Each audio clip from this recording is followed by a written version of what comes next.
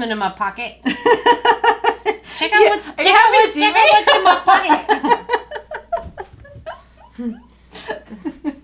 Is that a carrot in your pocket?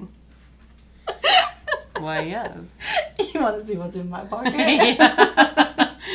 It's like an alien space being with like, I have lots of pockets. Guess who's here? Hello. Mo's back. Okay, so we're not doing a super structured video because today is a work day. Yeah, we have things to accomplish here in the fall. There's preservation time. Mm-hmm. And usually when we get down to like business and she brings over 50 pounds of produce, you guys don't get to see it because there's just not a lot of time. But I wanted to show you this pepper sauce that Mo makes because it is amazing. Yeah, so it's fermented and it's easy and you need lots of veggies to make it. And then it condenses down, you like eventually puree it so you get maximum amount of vegetable. It's like hidden vegetables for all of us, a little delicious that we can have all winter long. So it's like a sweet and spicy ferment. So we originally started when my partner and I first started doing it, we just did peppers. And we often did only sweet peppers, and then we did sweet peppers and hot peppers. And then a girlfriend of ours, we told her about it, and she's like, add carrots, because the sweetness is so yummy. And then you can add any kind of herbs to it. You can start simple, but like the world is like whatever you've got, you can probably. It's for everyone. For the masochists, you can use, I'm donating my pepper plant. These are all Thai hot peppers. So the Thai peppers are hot, but they're very citrusy and the flavor is, I think, unparalleled. I love them. And the really fun thing about the fermenting is that it tones down the flavors of spiciness. The first time we put habaneros in, we're like, oh, we'll put like one habanero in because we both are like so, scared of habaneros. And by the time the last time we did it, we put, I think, at least 20 or 30 in them. And the fermenting process seems to mellow the flavor. Okay, to get started, I'll show you kind of what we've done today. And then if you guys are interested in the recipes, I can include those or put them on my Facebook page also, which is Fresh Princess. Okay, so I'm going to show you what we've been doing this morning. You brought over, what, 40 pounds? 30 pounds? Yeah, I would say, yeah, exactly, of cucumbers. They look so amazing. I'm really looking forward to it. So this is the recipe. This is full sour fermented pickles that I made last year. It's Sandor Katz's recipe, and I'll link to his website.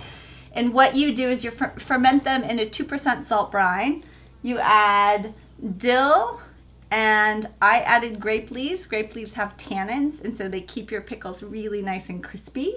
And so some of them we left whole, some of them we cut into quarters, depending on, some of the cucumbers were huge. Garlic, black pepper, and mustard seeds, and we added a hot pepper. Now these in the 2% salt brine will sit on the counter for, I'll start checking them after a week, maybe up to 2 weeks, depending on how warm the ambient temperature is. And that's it. They sour on their own. These are the New York style fermented deli pickles. No vinegar.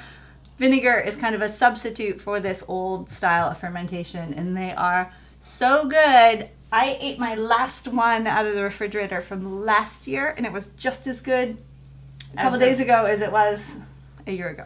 So there are a couple tricks to making a good sour pickle because I've had 2 years of pretty terrible results. Like it's pretty disappointing. Yeah. But I think that Corinne has really put me on the right track this year. Yeah, it's very nice. Well done.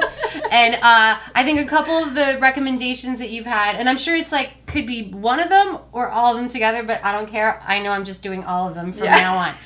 So one of them is you pickle them or you ferment them the day you pick them. So I picked these this morning. The grape leaves is the second.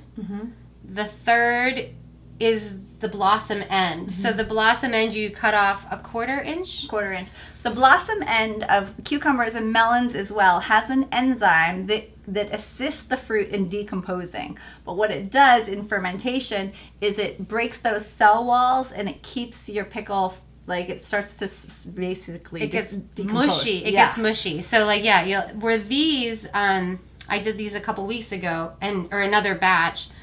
Amazing. Yeah. Completely crunchy. They hold all their integrity and yeah. Delicious.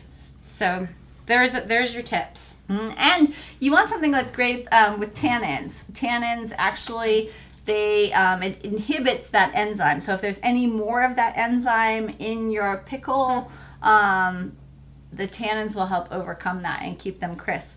Items that have tannins are oak leaves, grape leaves, raspberry and blackberry leaves, bay leaves, I already said grape leaves, green tea, black tea. So any of those you can put in. You want to make sure that it's not too aromatic. You can use a tea bag, but you want to make sure if you're using something like a bay leaf that you don't put like 5 or 6, because the bay will be so astringent it will overcome the flavor.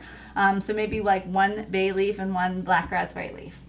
Or a tea bag. Does it matter what state the raspberry leaves are at? Like, does it matter if it's the beginning or the end of the season? I don't think so. I think you could probably even use black or raspberry leaf tea, which you can get in health food stores. That's great. So if you don't have access to them in your neighborhood or backyard. And I've also been told that you can use canned grape leaves. So in Middle Eastern markets, you can buy them in brine, and those also work. So there's that. So we did all of the pickles, and they're just going to sit there, and I'm going to top off their brine with the 2% brine throughout the week and just taste them after 4 or 5 days. And then to kind of arrest their fermenting process, they'll continue to get more sour. Then you store them in the refrigerator. You can probably can them, but you would lose all of the probiotic goodness from the fermenting. So if you have space requirements or restrictions, that might be an option for you, but they won't be as good as they would be if you just stored them in the fridge. And they're so good that they deserve a corner of your fridge.